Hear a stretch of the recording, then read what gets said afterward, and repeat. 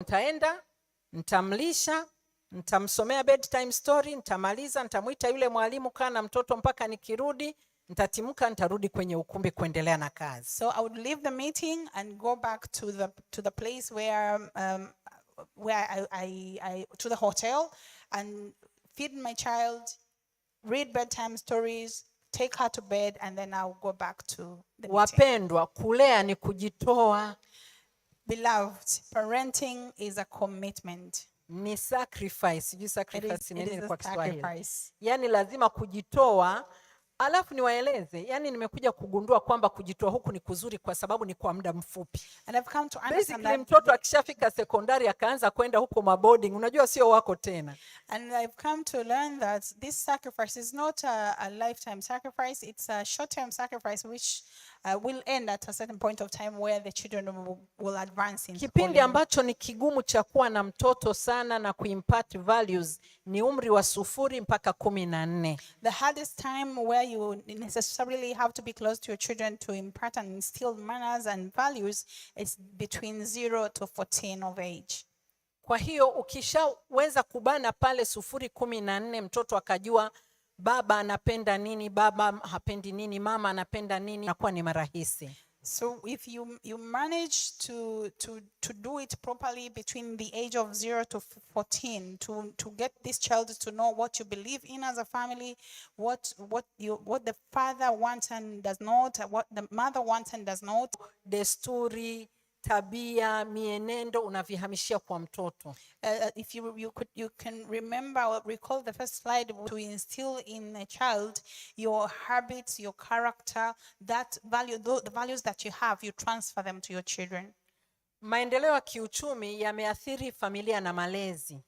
Economic development have affected parenting and families. Kwa sababu zamani kazi zilikuwa zinafanyika nyumbani, ni rahisi mama awe na watoto na kuanacha muda wote. Because back in time, a mother would do household works and it was easy for her to take care of the children all the time. Kwa sababu watoto wako karibu naye. Because Bunju unafanya kazi mjini. But the world of employment right now, you're staying in Gongolamboto, in Bunju, and you're working in town, and you will having so much. Wanawake pia kuwa na uwezo wa kiuchumi imekuwa baraka, lakini pia changamoto kwenye ndoa ambao ndio msingi wa kulea vizuri. And the fact that women have been economically advanced or empowered is good, but it has also affected parenting. Kwa sababu siku hizi unasikia binti anasema akinizingua watoto naweza kulea mwenyewe. Because today you will hear a lady saying, if a man troubles me, I will take my children and take care of them. Kwa hiyo because I'm capable. Huyu mama au huyu dada amereduce malezi kuwa ni provision ya chakula, mavazi na elimu tu.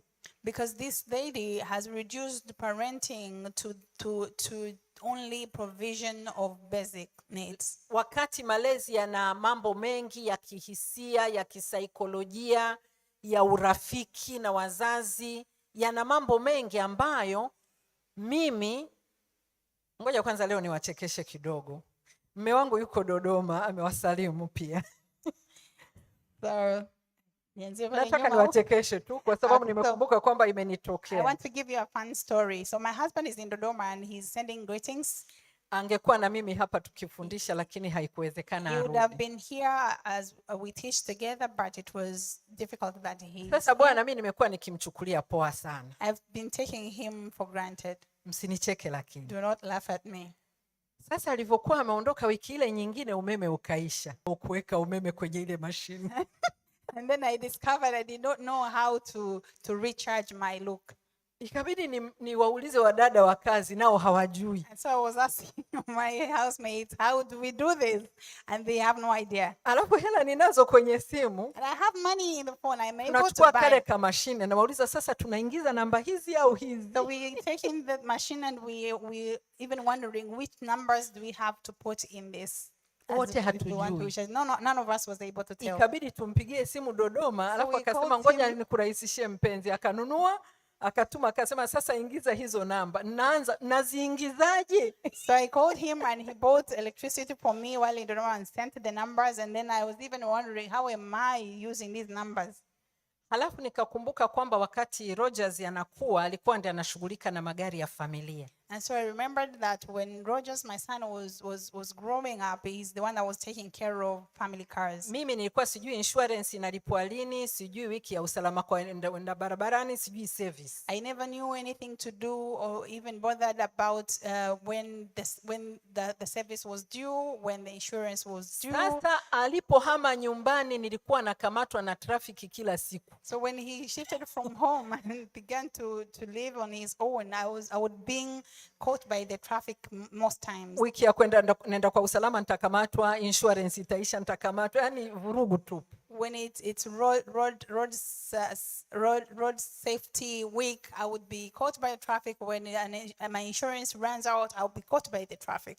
Nataka kusema nini? What do I want to tell? Mungu alipomweka mtu mume na mtu mke, when God brought together a husband and a wife, alikuwa anajua kwamba kuna vitu ambavyo wanawake wanavifanya vizuri zaidi. He knew certainly that there are things that women are good at. Na kwamba kuna vitu vizuri wanaume wanavifanya vizuri na wanawake wanafanya hivi vizuri. And there are things that men would be good at.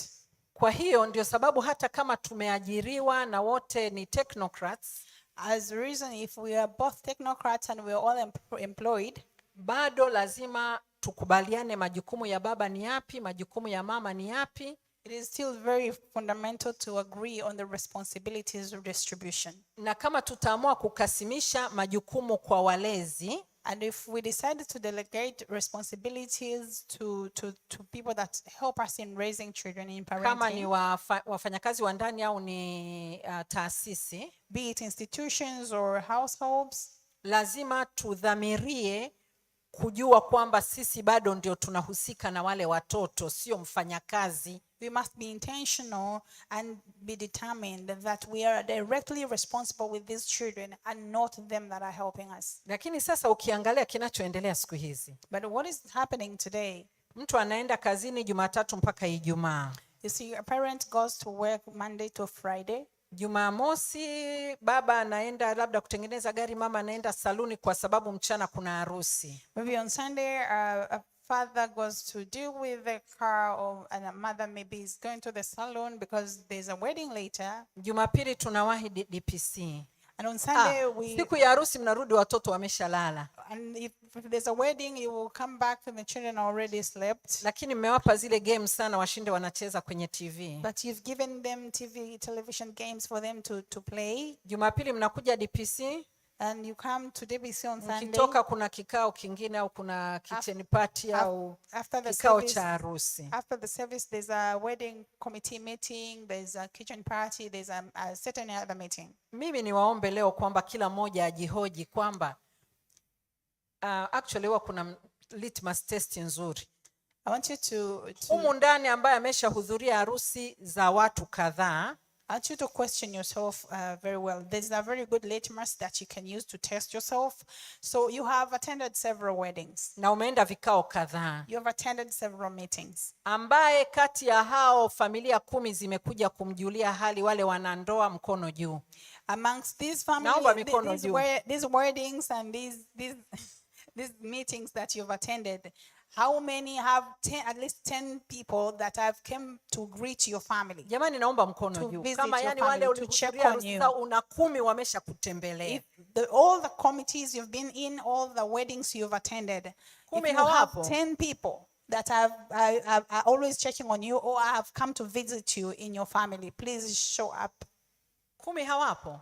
You do not have 10 people. 9, 8, 7.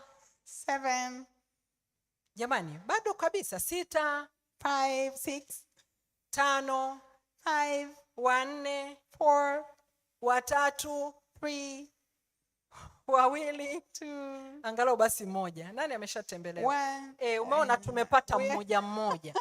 Most of us have one. Sasa swali, and the question comes, na tuna bankers humu ndani. We have Kwa nini wewe ufanye uwekezaji Why would you invest mahali ambapo hakuna faida inayorudi? to a place where there's no return? Na kwa watoto wako uliowazaa, And for your children, your biological children, ambao wala hutakaa ustaafu, utakuwa mzazi mpaka to unakufa, whom you will be a parent forever until your death, hutengi muda kuwa kwenye maisha you yao, do not set time to be in their lives, kujua kinachoumiza mioyo to yao, know what hurts them, kujua to kinachowafurahisha, know what makes them kujua happy, walikofaulu. Baba, leo nimetengeneza hii gari to vizuri. know what they have made best. Baba, nimechora, mama, nimechora hii picha vizuri. I've drawn this picture Ili very well. uwatie I've made moyo. this car very well. Naomba For you niwape to be able changamoto to ya encourage jinsi them. tunavyotumia muda I want to challenge you on how you use your time kwa habari ya malezi na kuwa na watoto wako. in regard to parenting and being available for your children. Kitu ambacho sisi kilifanya kazi kwetu vizuri, What worked well with us, nitashare, sio lazima kwako ifanye kazi vizuri, lakini nawapa ushuhuda. Kwangu ilifanya kazi vizuri. I'll share with you, not necessarily. 3 tutakuwa tunaenda likizo mahali. So we agreed that after every 3 years we would take a vacation. We would go on vacation. Na hapo hatuendi kwa wazazi wangu au kwa wazazi wake, tunaenda mahali neutral. And we go to a neutral place, neither to my Familia parents nor nzima. to his. Lakini All of us as a family. lakini tukawa pia na mitoko ya wakaka. And there was also an outing with the boys. Baba ataondoka na kaka Roja, wataenda wanakojua wenyewe. So there was boy to boy outing. So my husband would take my son and they would go. Alafu kutakuwa na mitoko ya kwangu na Sia. And then we would have a girl to girl outing. So I would take Sia away. Lakini walipofika umri fulani wa barehe, And when they came to adolescent stage, kulikuwa na mitoko ya baba na binti. there were also outings for father. There was father-daughter outing. Ili aanze kumwelewesha ulimwengu wa wanaume wanafikiriagaje kuhusu wasichana. So that he would begin to instill in her how the world thinks about girls. Sasa kijana wangu Roja yeye ni mpenda watu sana. Sasa nikawa namwambia, sasa kaka, unajua sio kila dada unayomchwekea yeye anaona wewe ni dada yake. Yeye anaanza kusoma mengine na ataanza kusema umemuumiza moyo wakati hujawahi kusema kitu. So I would also talk to my son Rogers because he loves people. And so I would tell him that not every lady that you will show love, they will take it as a brotherly love. Rather, they will begin to think you like them in another way. Na wakisha waona kwamba wewe hujafikiri kama walivyofikiri, wanaanza kutangaza kwamba umewaumiza. And if they perceive that you do not think as they do, they will announce that you have heartbroken them. Kwa hiyo ni vizuri tuzungumze na watoto.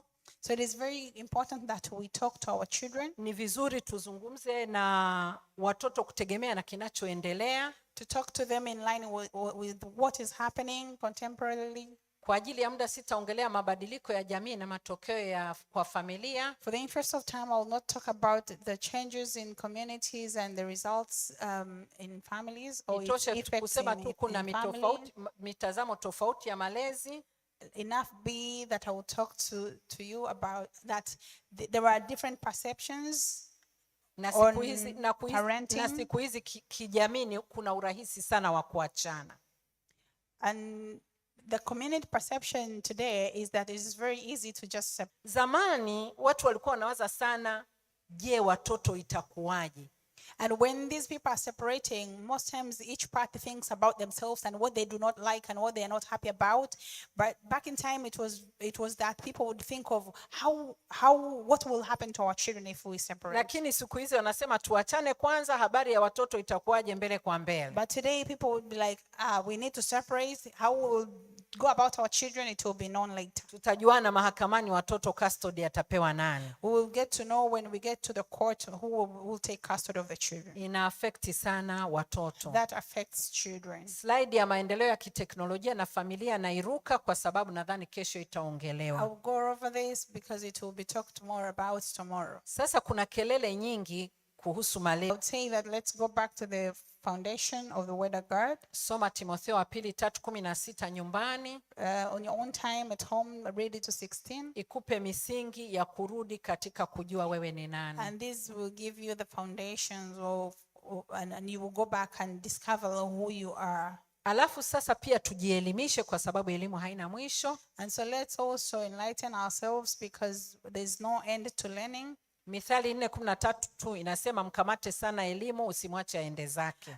Proverbs chapter 4 verse 13 says, hold on to education, do not let go of it. Nisingekuwa nimejielimisha kuhusu cyber dating, if I had not learned about cyber dating na uhalifu mwingi unaofanyika huko na kuwaibia mabinti and pesa, the many crimes that come with it on how the guys steal from or rob from the ladies. Na kama uko hapa unafanya shirika la mataifa una madola mengi, naomba antena ziwe juu. And if you're here and you're working in international organizations and you have enough money, you'd rather be very alert. Kwa sababu wanachofanya wanaangalia msichana ambaye umri umesogea kidogo, ana kazi nzuri kwenye shirika fulani, ndio wanaanza kumdanganya ili waweze kuzipata zile pesa. Because what they do, they will pursue ladies that are advanced in age and they maybe consider them desperate, and so they offer them that they'll marry them, but their intention is actually to get them money.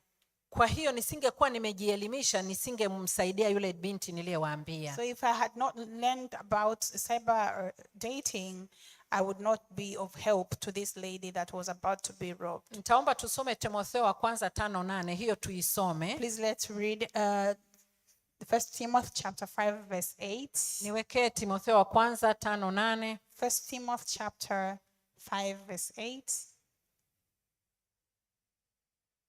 Inaongelea habari ya kujaliana. It talks about taking care of one another. Nairudia, inasema lakini mtu yeyote asiyewatunza walio wake, yani wale wa nyumbani mwake hasa, ameikana imani, tena ni mbaya kuliko mtu asiyeamini. But if anyone does not provide for his own, and especially for those of his household, he has denied the faith and is worse than an unbeliever. Tunaposema kuwajali wa nyumbani mwako, when we talk about providing for your own au kuwatunza, or taking care of people in your household, hatuongelei tu chakula, mavazi na malazi. We do not talk about the basic needs. Tunaongelea pia kumtunza mtu kihisia. We also talking about taking care of their emotions. Tunaongelea kumtunza mtu kisaikolojia. We're talking about taking care of them psychologically. Sitaenda kwa undani kwa sababu siku ya Alhamisi we mahali hapa, afya ya akili ya familia nadhani watayagusia hayo. I will not go deeper. Please be here on Thursday, and when they will be talking about mental health, I believe they will talk about wako kwenye madawa ya kulevya. But the few children that I've dealt with that were drug addicted, that are teenagers. Yani wote wanatoka kwenye familia mnazoziita bora. Most of them are from the families which we perceive as wako kwenye shule za kimataifa. They're studying, they're schooling in international schools. Ina maana hawajakosa chakula, mavazi na malazi. This means they're not falling short of food and clothing. Lakini wamekosa connection na mzazi. Na sauti ninayosikia kutoka kwa hao watoto, wanasema hakuna mtu anayetusikiliza. They lack connection and relationship with the parents. And what I've heard from these children is that they say they do not have anyone that listens to them. Wanasema tunapata kila kitu lakini hakuna anayejua hata tunayoyapitia. And they're like, we have everything but none of our parents know what we are going through. Wengine wameteswa na wenzao shuleni, inaitwa bullying, lakini wazazi hawana taarifa. Some people are bullied in school by their fellow students but parents have no idea. Wengine wamenajisiwa lakini wazazi hawana taarifa. Some children have been molested but their parents have no idea. Nadhani mmesikia ile taarifa ya Mheshimiwa Gwajima juzi alivyosema kwamba takriban kila mwezi watoto wa kiume 93 wanalawitiwa. I believe you've heard of the report from the Minister, Honorable Gwajima, where she gave the statistics of around 95 male children are molested every month. Na anasema 60% ya hao wanaonajisiwa inatokea kwenye familia.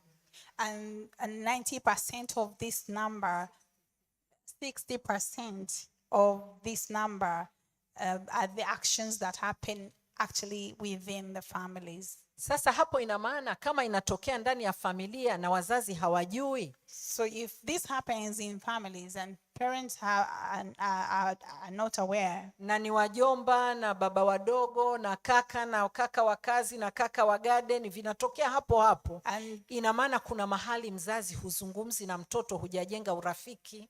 And people who do these things, these evil acts, are the close people, the uncles, the brothers, the male housekeepers.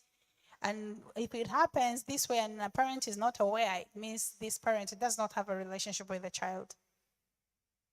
Sasa habari ya malezi na makuzi, tumeongelea yale ya msingi ambayo ni chakula, mavazi na malazi. So talking about parenting and upbringing, we talked about the basic needs: food, clothing, and housing. Hiyo nayo naomba kitengo husika watuandalie darasa lake. That is a session of its own. I request that the committee prepares a day for this. Kwa sababu tunapoongelea chakula kwenye familia hakianzi mtoto akizaliwa, rather kinaanza mtoto kabla hajatungwa tumbo. Tumboni kwa mama kuutayarisha mwili. Because when we are talking about food for your children, we do not begin on feeding your child when he is born. It begins from before conception.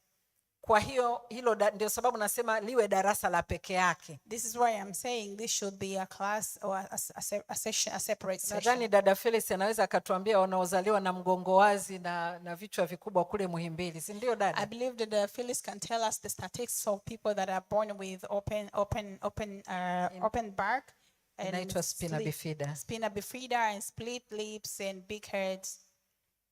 Kwa sababu wamekosa tu viinilishe. And the reason is because they lacking. Na wasio na ufahamu hata waliookoka, and without knowledge, even those that are born again, wanaanza kusema wamelogwa. They perceive that they've been bewitched. Mzee Deteba, tunaomba darasa.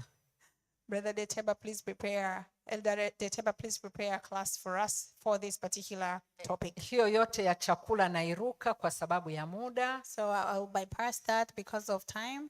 Nitaenda kwenye mavazi. I'll talk about clothing. Nasema yawe sahihi kuendana na umri, hali ya hewa na mahali unapokwenda. And my take is that how you clothe a child should be in line with their age, environment, weather, or the culture of where you're going. Halafu tupende kuzungumza habari za mavazi casually tu na watoto wetu. And let's be talking about clothing with our children casually. It does not have to be formal. Kwa sababu wazazi tunakuwa sasa na mihemko, tunakuwa reactionary. Sijui reactionary kwa Kiswahili tunaisemaje? Nimekwambia rudi ndani hiyo nyumba, nguo usivae.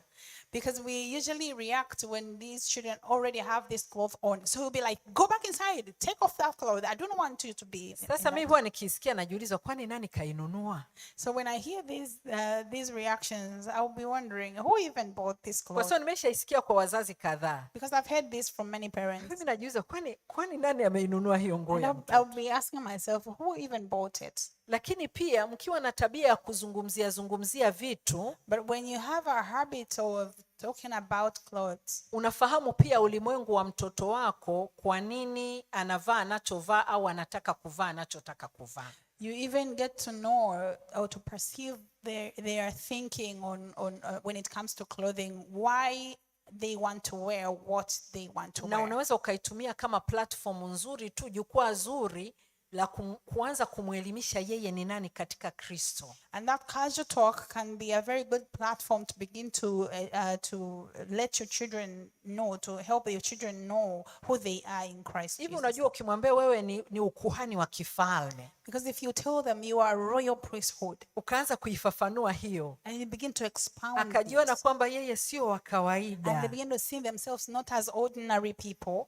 utaanza kumwambia sasa vile wanavyofanya wale wa kawaida. So you tell them the way other people, the ordinary people, conduct themselves. I say, called discussion with children is when you talk to them as a friend. Na wewe mwenyewe mfano wa uvaaji mzuri na wa nidhamu na nadhifu. And you also need to be a true example of being decent and smart. Yani usitegemee mtoto wako kiatu kitakuwa kisafi kama we unakuja na vumbi lote la kuanzia kule tulikopaki, alafu kupita pale kufuta chooni ndio uingie hapa ikashindikana, alafu unataka umpimie mtoto wako kipimo ambacho we hufanye. And do not expect, if you're not keeping yourself smart, if you come full of dust on your shoes and you cannot even go put yourself clean in the restrooms, do not expect that your child will do different. Watoto walipokuwa wadogo, si tulikuwa tukimaliza kula tunasema brushing up time, wote tunaenda kusugua meno usiku. So when we were raising our children, it was time after meal, we would say it's brushing time and we all would go for brushing. Na kwa sababu wanaona kila mtu anafanya, sinakuwa tabia yao. Tumesema kuambukizana tabia And because they see you doing it, it becomes a habit. Didn't we say that it is transforming or transferring habits to children? Na hiyo haitawaletea shida kwenye ndoa pia. And that will not give them trouble when they are married. Kuna bwana alikuja kuniambia kwamba ananyimwa haki yake. There's this man that came to complain that he is deprived of his right. Lakini tukaja kugundua mama akasema sasa yeye kitumbua cha asubuhi hajasafisha, samaki ya mchana hajasafisha, usiku anataka anibusu. Naanzia wapi na mdomo unaonuka? Excuse me. So when I talked to the wife, she complained that my husband does not brush from morning to night. So how is it that he wants to kiss me? Lakini huyu baba hakufundishwa nidhamu ya usafi wa mwili wake. So the problem is that this man was never taught about discipline on his personal hygiene. Nikamwelimisha dada kwamba mumeo hana shida, sasa labda ukapambane na baba mkwe na mama mkwe. So I had to help this lady to tell him, so this is not your husband's problem, it's his parents' problem. Lakini sasa kwa sababu ni wakwako tayari, so now because he is your husband already, wewe weka dawa ya mswaki na yeye muwekee, mwambie mpenzi hebu tuende basi tukapige mswaki. Unambembeleza tu. When you prepare to brush your teeth, you can help your husband to go brush his teeth as well. Tunaongelea unadhifu wa mavazi. We're talking about hygiene, self-hygiene. Na pale mwanafamilia amevaa vizuri kwa heshima, pia ni lazima umsifie ili kureinforce ile positive behavior. And when your child is decent in clothing, it is very good that you compliment them so that you reinforce the positive behavior in them. Na pale ambapo na wewe mzazi if your children perceive that you're not decent in your wearing and they correct you, be positive, admit it and change. Uzuri japo sia hayupo, Rogers yupo, mtafuteni Jumapili mumuulize. Kuna wakati nilikuwa nikivaa nguo wanaangalia wanasema mama hiyo hapana. So my children Rogers is around, but Sia is not around. You would have asked her, but if you can ask Rogers, there were times when I would this is too tight on you, au kidogo ni fupi, or maybe it's a little bit short. Hata kama nawahi kwenda ofisini wakisema ni badili narudi na badili. Even if I'll be hurrying to the office, if they tell me to change, I would go back and change. Kwa sababu najenga daraja nao ili na wao nikiwaambia wabadili wafanye nini? I am complying to their tunakuwa tumejenga ka utaratibu. I am complying. I would usually comply to their suggestions because I want for them to respond the same way when I correct them. Kwa hiyo tunasahihishana. So it is very important that you correct. Housing, shelter. Kwa habari ya malazi, ikiwezekana mtoto ahamishwe chumba cha wazazi akifikisha mwaka mmoja. So talking about shelter, it is if possible, please take your child from your room, from the parents' room when they turn 1. Mimi nina daycare center ambapo napokea watoto wa mwaka mmoja na nusu mpaka miaka 5. I have a daycare center where I receive children from age 1 to 5. Na mara nyingi wakilala pale mchana, and most times when they sleep during the day, lazima ukae pale kama polisi. You must be right there like a police. Ukichelewa unaona kamempandilia mwenzake kanasema nataka afanye kama daddy. If you're not careful, one will go on top, even the groanings. Kwa hiyo inabidi tuambie mwalimu kaa karibu, ili ukiona kuna anayeanza kubia wewe rudi kwenye kigodoro chako. So I will tell the caretakers to be very watchful and to make sure none of them moves Na from mara their nyingi tunawaita wazazi space. na kuambia mtoto wako tunaomba ahame chumba, alafu wanaanza kushangaa. And- Tunasema chochote kinachotokea chumbani kwetu sisi, kwenu sisi tunakijua. And so in those cases, we would usually call the parents and tell them to shift their children from their rooms, and we'll tell them anything that happens in your bedroom, we are aware of it through your children. Watoto ni wadogo, hawana msamiati wa kueleza kinachotokea. The children are very young to tell what exactly happens. Lakini vitendo wanaviona na wanaweza wakaiga. But they see actions and they're able to imitate them. Lakini hawajui kama ni vizuri au ni vibaya. But they do not know if they are good or bad. Kwa hiyo naomba tusiwakomaze watoto. So please let's not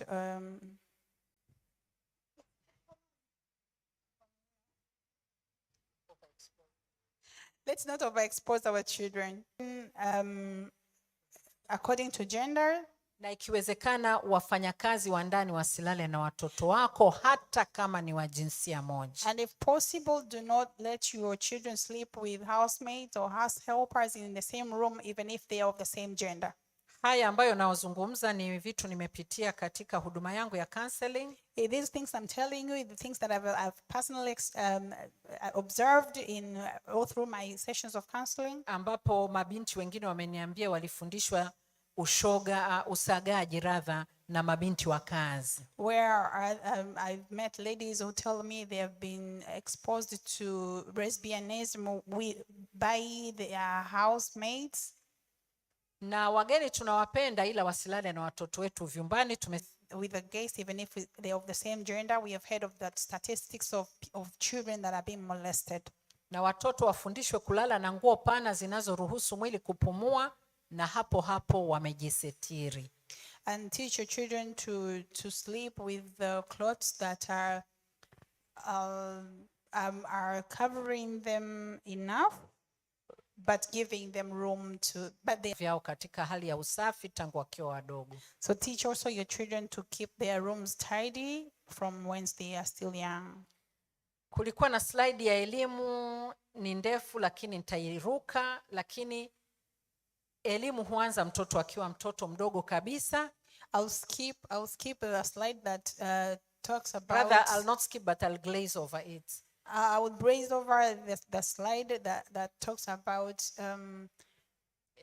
education. Mtoto hujifunza kwa kuona na hufanya 70% ya vile anavyoviona na 30% yanavyoambiwa. So children learn 30% of the things they are told and 70% of the things they observe. Kwa hiyo ni lazima tuangalie sisi tunafanya nini nyumbani na watoto wana observe nini. So it is very important that we mind what we do and what we let our children observe us doing. If you are a reader, the children will see you reading books and they will love reading books. If you watch television, they will also do the same. Na kama uko kwenye simu masaa yote, na wao watakuwa kwenye simu masaa yote. If you're on your phone all the time, they will usually be on their phones. Unapotafuta shule hata kama ni chekechea, hakikisha umetembelea shule na kujua mazingira ya kinachoendelea. If you're looking for a school for your child, make sure you visit the school and you learn about it. Go through your children's exercise books and get to know what they learned in a day and find out if they understood. Najua hapa kuna mtu yuko anajiuliza, sasa hiyo nitaifanya saa ngapi? Mtu mwenyewe anarudi usiku. Someone is asking himself, at what time will I be able to do this? I come back home late. Babangu alikuwa daktari, wengine mnamfahamu yule mzee. My father was a doctor and some of you know him. Alizaa watoto 4. He gave birth to 4 children. Na alikagua madaftari yote kila siku. And he would go through all the exercise books daily. Na alikuwa na ratiba, leo Rose ana historia, jiografia. Yani alikuwa na ratiba ya darasa la kila mtu. And he knew all our classes timetables. Kwa hiyo akija tu anakuambia Rose, let's exercise book. Akikuta hujaandika lazima hoji kwa nini. If you did not write, he will ask why. ukimwambia mwalimu hakuja darasani, wala usithubutu kudanganya, kesho atakuwa kwa mwalimu mkuu kuuliza kwa nini mwalimu wa darasa la 3 wa historia hakuingia darasani jana. If you're tempted to lie that maybe a teacher did not get in class that day, do not embarrass yourself, because tomorrow he will be right at school to ask why the teacher did not get in. Wakati ule tulimwona kero fulani. We consider that he was so strict back then. Lakini hata kama umekosea hesabu, anataka akute umefanya masahihisho. But even if you got a question wrong, he wants to see the corrections. Nenda shuleni kwa mara kujua maendeleo ya mtoto na kumtia moyo. So make it a habit to visit your child's school, see how they are getting along, how they are doing in their studies, and encourage them. Na anapotoka michezo, anapokuwa kwenye michezo ya shule, tenga muda ukamshangilie na kumtia moyo. And when there are school activities, set time apart and visit the school and cheer them up. Na akitoka safari za mafunzo, hata kama ameenda kijijini kwa babu na bibi, kaa naye umuulize ameobserve nini, amejifunza nini. Ndipo utakujua hata labda kama amepata tabia mbaya kule, amepata bad experience ya watu wa kule, maybe sio kwa babu na bibi, lakini watoto wa majirani, zungumza naye. If they went for a study tour or visited a different place from home, when they come back, get to sit down with them and find out what they learned, find out if they had learned any bad habit and correct them. Have a talk and discussion with them. Nazungumza na watoto safari yao ya elimu, wanataka kuwa nani, wamejifunza nini, wanafikiri watatumiaje elimu yao. Talk to your children about their education journey, their ambitions, and in life who they want. Wakati sahihi ya kufikia azma yao. Encourage them and help them in the right strategies to achieve their goals. Wewe ni yaya tu, hukuwarumba hawa watoto. You are only a caretaker. You did not create these children. Ni marufuku kumwambia mtoto nataka uwe daktari. It is strictly prohibited to tell a child, I Au want you to nataka become uwe a doctor. mwanasheria. I want you to become a lawyer. Au I engineer. want you to become an engineer. Labda tu Except kama Mwenyezi Mungu amekupa mafunuo na ukawa na hakika sio roho zidanganyazo. if God gave you a revelation of who your child is becoming and it is not a deceptive spirit in you. Aliyemuumba yule mtoto ndiye anajua kusudi lake hapa duniani. The creator of this child is the one that knows the purpose for this child. Kazi yetu sisi ni kujua kilichoko moyoni na kukiendeleza na kuwatia moyo. Our job is to get to know what they have in their heart, what do they want to become, and encourage and nurture it. Ukiwa na bahati, So far without knowing who they want to become. sia wangu kuna wakati alitaka kuwa mwanasheria. There was a time where my seer wanted to become a lawyer. Nikampeleka Rex Attorneys kwa Hawasinare ili ajue maloya wanafanyaga nini. So I took her to a law firm for her to get to learn what the lawyers do. Akarudi yuko excited. And she came back excited. Nikafikiri tutapata And mwanasheria. I thought we have a lawyer, yes. Baadaye akaniambia hapana. And later she tells me, no. I took her to Nuru Nyerere. Akakaa pale And later she naenda naye polepole kwa kila anachofikiri mpaka alipoamua sasa anataka kuwa nani. I would go through with her slowly until she came to realization of who she truly wants to become. Na mpaka leo katika safari yake ya career na elimu ananishirikisha kwa sababu anajua huwa na support And even to date, she involves me in her career journey and what she ambitions to do, because she knows I participate and I encourage her in her journey. Sasa hili nalotaka kusema ni la muhimu kwa sababu ni janga la kitaifa. So what I'm about to tell you is very important because it's a national tragedy. Wakumbushe watoto wako kuoanisha mara kwa mara. Yaani wakumbushe mara kwa mara kuoanisha wanachojifunza darasani na maisha yao ya kila siku. Remind your children often to relate what they learn in class with the reality of life. Yaani waone elimu kama nyenzo ya kuwasaidia kwenye maisha. Let them consider education as a tool to help them in life. Wasione ni kukariri kwa ajili ya kutapika kwenye mtihani na kufaulu mtihani. Let them not perceive as education as just cramming things and pouring them on papers when they are to sit for exams. Kama taifa tujiseme kidogo. Let's talk about us as a nation.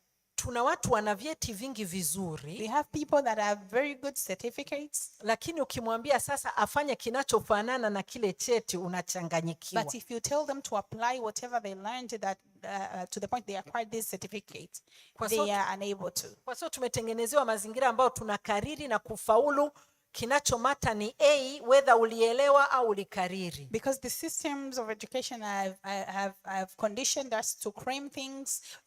Either you understand, whether or not you understand the things, it does not matter. It's what matters is you perform well in your exams. Mtoto wako akipata C, if your child gets a C, scores a C in lakini exams, ameelewa vizuri, but understands well these things, ana mafanikio kuliko aliyepata A ya kukariri. This one is very successful compared to the one that has scored A but has just crammed and not understood. Nimesema muktadha wetu ni Biblia wa maongezi ya leo. I told you that our talk today, our talk today's context is the Bible. Na sisi ni nuru ya ulimwengu. And we are the light of the world. Na sisi ni chumvi ya dunia. And we are the salt of the world. Kwa sisi wazazi tuliookoka, wazazi wa DPC na ambaye sio wa DPC umehudhuria leo, anza kubadilisha maisha ya elimu ya mtoto wako pale nyumbani. So for us as DPC members and born again children, and for you that are here non-DPC member but you're born again, you are the light, and begin to transform the thinking and the life of your children from home. Kwa kuhakikisha anaelewa anachosoma. By ensuring that your child understands what they are studying. Wasaidie pia kufanya kazi mahali kwa vitendo wakati wa likizo. Help your children to go on practical works during leaves, during school vacations. Ni vizuri zaidi kuelewa ulimwengu wa kazi mapema. It is very good to understand the labor world or the employment world early on. Kuna kazi nyingi za kufanya, hata kusaidia kwenye vituo vya watoto yatima.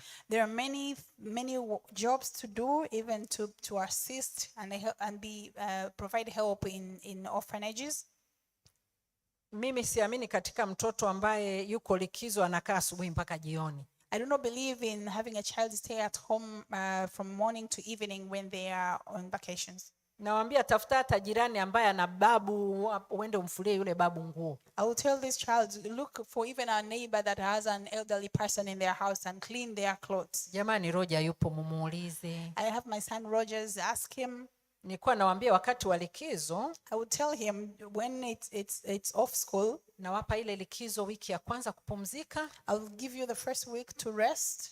Zinazobaki na tell them the one that is allowed to stay back home is my household and the furnitures. Wengine nendeni mkafanye kazi hata za kujitolea. The rest of you go out and work, even if it's volunteering. Watakuwa wanajifunza ulimwengu wa kazi na namna ya kuishi na watu. By so doing, they will learn employment world and how to live with people. Muda umeenda sana, lakini watoto hutaka kujisikia salama. But I want to tell you this also, that children want to feel safe and secure. Na hawatajisikia salama kama baba na mama mnagombana. But they will never feel safe and secure if children are always on a fight. If parents are always on a fight. Wajulishe kwamba mko pale kuwalinda, wasiogope kuambia chochote. Make it known to them that you're there to protect them. Na wafundishe kwamba ndani ya Mungu wako salama, wafundishe kumpenda Mungu na kumjua Mungu. Also teach them that they are safe in God, and so that will help them to love God and fear him. Na wafahamu marafiki za watoto wako, ikibidi hata familia wanazotoka. Get to know your children's friends' families, and if it's very possible, visit those families. Nafahamu nyendo za watoto wako wakati wote. Safety and security tips. Pia watoto wanahitaji upendo, kwa hiyo wafundishe kwanza kwamba Mungu anawapenda. Waonyeshe wanavyopendwa wewe mwenyewe na Mungu alivyowapendelea. Children need love, and so teach them that they are loved, you love them, and teach them how God loved them, and teach them how they are favored. Na watoto hawapendi upendo wa masharti. Children do not want unconditional love. Yani, mtoto akianza kuwaza kwamba unampenda kwa sababu amefaulu mtihani, si sawa.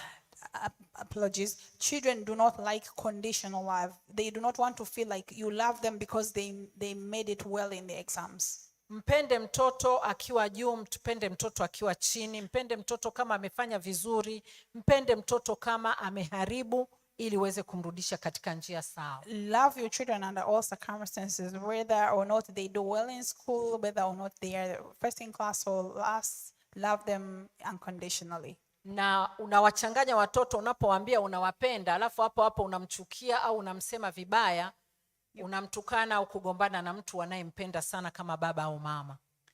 You confuse your children when you tell them you love them, but at the same time you mistreat someone that they love most, either your spouse or another person. Kwa hiyo usihamishe ugomvi wenu kwa watoto. So do not shift your conflicts to children. Wanaumia zaidi kuliko wewe mzazi. That hurts them more than it does to a Na parent. wanajisikia hawako salama. And they feel insecure. Heshima.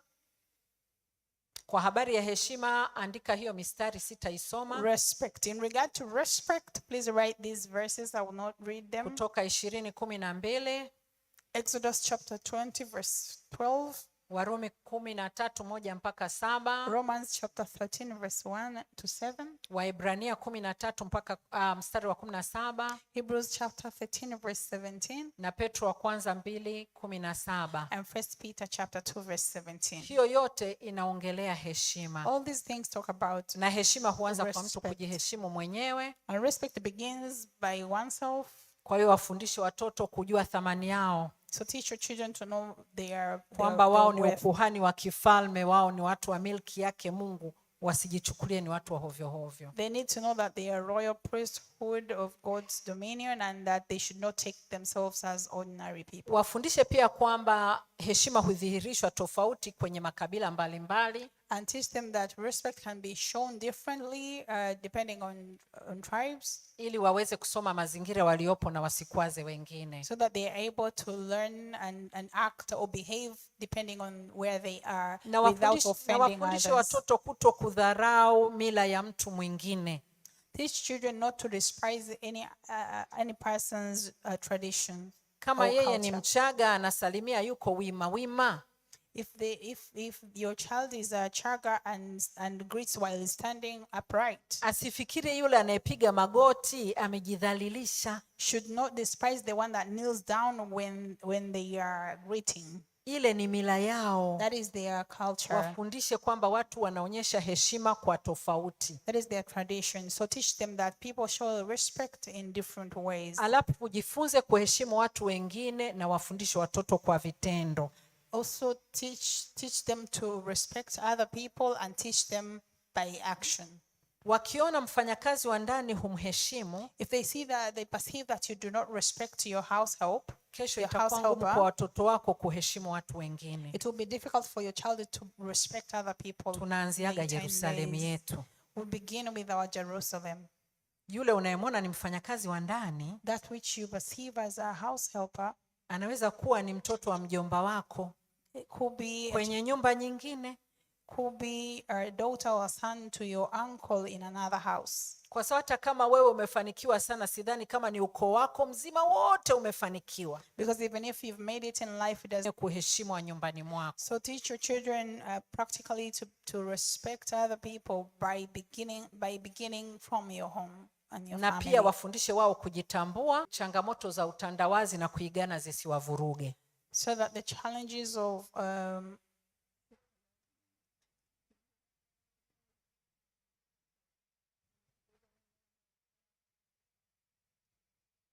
haya tunashauriana neno the word globalization now, then I was in school. Kwa hiyo changamoto hizo zinawavuruga, kwa hiyo ni vizuri wajitambue. Yeah, so the challenges that come with technology and globalization confuse them, so it's very important that you let them discover who they are.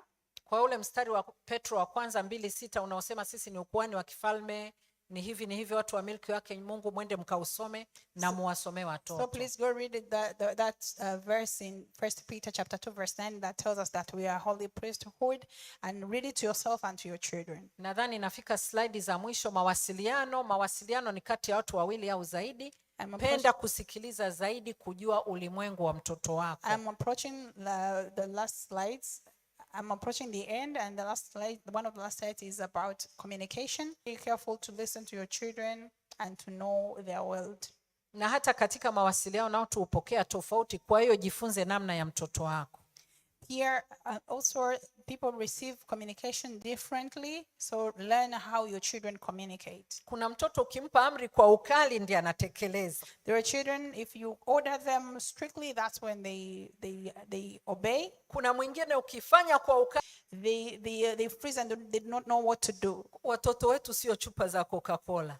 Our children are not Coke. Zile zinafanana shepu, ujazo, testi, kila kitu.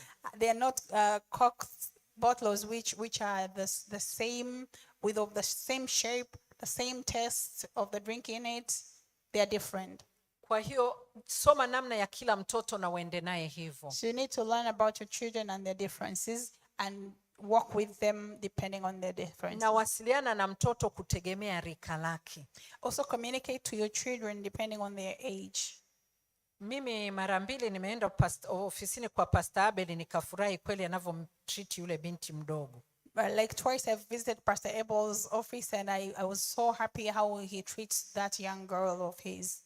Anakuja yule mtoto, pastor yuko kwenye maongezi mazito na watu, kanakuja na fujo zake tu. So she would maybe rush in and while pastor is talking to some people on serious talks. Lakini calmly anamwambia, unataka maji, chukua pale, alafu unaona ametulia. And so pastor would calmly talk to her, do you want water? Please take water, and you see that she's calm. Kuna namna naongea naye, nadhani ameshamjulia, unaona zile vurugu zimeisha. So there's a way he talks to her and he already knows how to communicate to her, and you will see that she is cold. Okay. How you call your child who is age 6, 5, 6, 5, 6, 7 hapo. Who is between 5 to 7. Ni tofauti sana na utakapoanza kuongea na kijana ambaye yuko kwenye umri wa balehe. It's different from how you will call or talk to a child that is at adolescent stage. Wameshaanza kujitambua sana, because they already know who they are. Anaanza kuona kama umemdhalilisha mbele za watu. They consider that you have embarrassed them before people. Kwa hiyo unawasiliana na mtoto kutegemea na rika lake. So communicate to a child depending on their age group. Na unaangalia mazingira uliopo na unachowasiliana naye. And know the environment in which you are and what you're communicating. Tumia maneno sahihi ya kutoa mwongozo, sio kuhukumu unapowasiliana na mtoto. Use the right words to communicate to a child. Do not be judgmental. Kwa sababu mara nyingine unaweza kaanza kuhukumu kumbe hujaelewa kilichotokea. Because there are times when you begin to judge a situation before you understand how it happened. Taishia slide ya uwajibikaji tu. So we'll end on this slide which talks about responsibility. Watoto kuwajibika kutegemea umri wao. Teach your children to be responsible depending on their age. Usipomfundisha kuwajibika nyumbani, usifikiri kuna kamuujiza katatokea akiajiriwa. If you do not teach your child to be responsible at home, do not expect there will be a miracle that will happen when they get employed. Ataenda kila kazi atafukuzwa kwa sababu hajui kuwajibika. They will be fired from every job they will get because they are not responsible. Kwa hiyo wafanye kazi wakiwa nyumbani. So teach them to work when they are home. Na wawajibike pia kwa matumizi ya muda wao. And let them teach them to be responsible with their time. Wawajibike kwenye familia, kuna mgonjwa wakamtembelee. Teach them to be responsible in their families. Is there someone that is sick? Teach them to go visit the sick. Wawajibike kwenye jamii iliyowazunguka, kama ni wakubwa kidogo, pana msiba jirani, unawaambia kapangeni viti. Teach them to be responsible in the community around them. Is there a funeral around the place where you stay? Encourage them to go and help out even with arranging the chairs. Wawajibike kanisa. Chairwoman in the church. Haya mimi ni mazungumzo mazito nilikuwa nayafanya kwangu. These were hard talks that I had to carry out with my family kikaeleweka. Until it was right. Wawajibike shuleni. Teach your children to be responsible in school. Na wakumbushe sawasawa na Wakolosai 3:18 mpaka 25 kupitia neno la Mungu kuhusu kuwajibika na wasiwe na utumwa wa macho. And remind them to be responsible through the word of God in Colossians chapter 3 verse 18 to 25. Wasiwe people pleasers, yani mwalimu mkuu amekuja unafagia. Hayupo unasimama, huo ndio utumwa wa macho. Wawajibike kutoka moyoni. Alright, so that they will not be people that will want to please people or do things when someone is watching. Wafinyanzi wa mtoto ni baba na mama. the molder of a child are parents, father and mother. Lakini kupitia neno la Mungu, Kumbukumbu la Torati 6:7-9. And through God's word in Deuteronomy chapter 6 verse 7-8. Lakini taasisi pia zina nafasi ya kuficha injili kamili na kukemea dhambi. And how the church does it is through rebuking sin and teaching the right way. Na kuna nafasi ya jamii pana na nafasi ya taasisi za elimu. And there's a place for the community at large and education institutions in shaping the life of a child. Yawezekana baada ya kunisikiliza unasema mbona nimeharibu sana huko nyuma. Maybe after listening to what I had to deliver to you, you're saying, you're evaluating yourself and how you have been doing it and you think you have made it wrong. Nikutie moyo kwamba bado kuna tumaini. I want to encourage you that there's still hope. Hata kama kuna mahali uliteleza unaweza ukarekebisha. Even if there's a place where you got it wrong, you can still make corrections. Kwa sababu Mungu wetu ni wa rehema. Because our God is merciful and he's full of mercies. Na rejea nilizotumia ni Biblia takatifu. And the references are from the Holy Bible. Ni kitabu cha Miles Monroe na David Burrows cha mwaka 2007 kinaitwa Kingdom Parenting. And the Kingdom Parenting book by Miles Monroe and David Burrows. Na website ya Psychology Today 7. Lakini hivi ndio vilikuwa vikuu, ndio rejea zaidi nilizotumia. I've used many other books, but these were the main references. Asanteni kunisikiliza. Mungu awabariki sana na kuwawezesha. Thank you for listening to me and God bless you so much. Na mnisamehe nimetumia muda mwingi. Please forgive sana, me. Lakini hata hivyo nimevuka slides nyingi sana kwa sababu kimsingi unapofundisha malezi ya mtoto wa 0 mpaka 5 ni darasa la peke yake. 5 mpaka 10 ni darasa la peke yake. 10 mpaka hapo 16, 17 ni la peke yake. Sasa nimejaribu kuglaze over pull vyote pamoja. Kwa hiyo kama unaona kuna mahali sijapagusa ni kwa sababu tumeenda na rika zote kwa wakati mmoja, lakini tukianza na msingi wa malezi yanafanyika wapi kwenye familia. Misingi ya familia ikiwa sahihi na ukapata elimu kidogo ni rahisi kulea vizuri. So I apologize for exceeding the time, but in reality I had so many things to share with you and I've skipped so many slides. In fact, if you are to teach parenting, you have to do it in age groups, and each age group could be a day, a session of its own separately. Karibu kaka Twisa.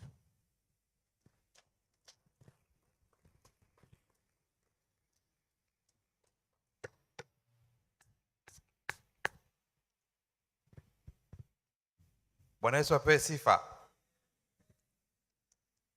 Kwa kweli kama tungekuwa tunapata nafasi ya kila mmoja kusema jinsi ambavyo ameelewa au uwasilishaji wa mada iliyokuwepo leo, na nikianza mimi nitasema wow. If each one of us would be given an opportunity to comment on how the presentation was, I believe many of you would say, like I would say, it's a wow. Ilikuwa kwa kuna comparison nilikotoka huku na nilikokwenda huku, unaona kuna channel sanifu mahali, alafu kuna sehemu nyingine kama overemphasize. As a parent, because I'm a child to someone and I have children, so there are points where I feel like I fell short, and there are places where I think I overemphasized. Lakini mimi binafsi kwa kweli nimefurahi. But personally I am. Nyekiti. So without wasting any time, I would invite our chairperson ili apate kusema machache na kuendelea na taratibu zilizobakia. To give few comments and then continue with the program.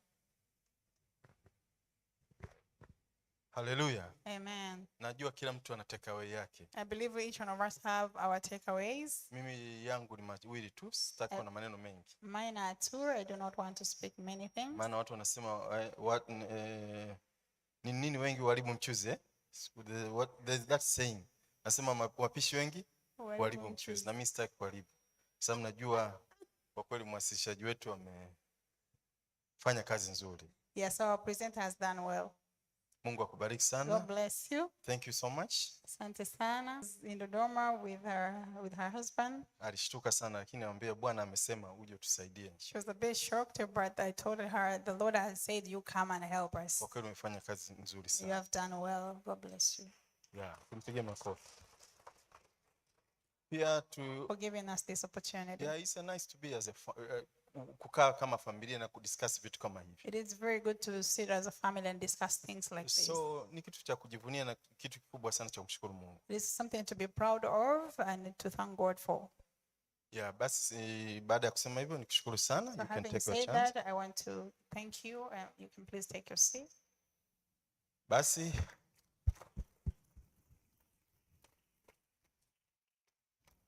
huu ndio mwisho wa siku yetu ya kwanza. This marks the end of our day 1. Ya, lakini pia tuchukue nafasi hii kuwakaribisha tena kesho kwa session nyingine nzuri. And we want to use this same opportunity to invite you for tomorrow's session, which will be a wonderful session. Productive managing social media technology, smartphone technology in the family. Kutumia simu janja na teknolojia na kuzitumia sawasawa kwa ajili ya kuwa na matokeo mazuri katika familia. Kwa hiyo kesho tutakuwa na session hiyo, na nawaalika sana, ikimpendeza Mungu mje kwa wingi, mwalike na wengine. So that will be a session for tomorrow. I encourage you to come and to encourage other people to come. Hakuna, wote ni wahanga katika eneo hilo. Sidhani kama mtu anapona kwa hilo. Kwa hiyo nilikuwa naomba sana kesho tuje kwa wingi. We are all victims of technology and gadgets in one way or the other. None of us would say that they are excused from that. Ya, kingine ambacho napenda, okay, kingine ambacho nakumbusha kwa wale ambao bado hawaja register siku ya kuhusu, kwa ile siku ya Family Fun Day. And as a reminder, if you have not registered for family, please register the information desk as you exit. Basi Mungu awabariki sana. Basi tuombe. And God bless you. We'll pray. Mungu wetu na Baba yetu wa mbinguni, tunalitukuza jina lako. Asante kwa kutupa muda huu kama wanafamilia kujadili kuhusu malezi. Hakika malezi ni kazi yetu Bwana.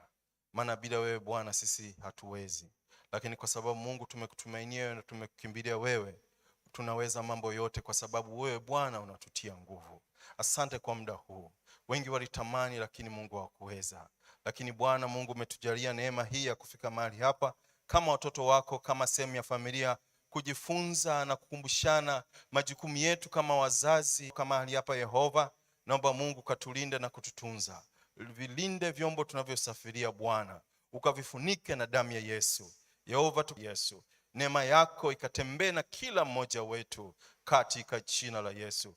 Mungu wetu, maana sikio lako sio zito hata lishindwe kusikia maombi yetu. Ni katika jina la Yesu tunaomba na kusadiki. Amen. Amen. Pastor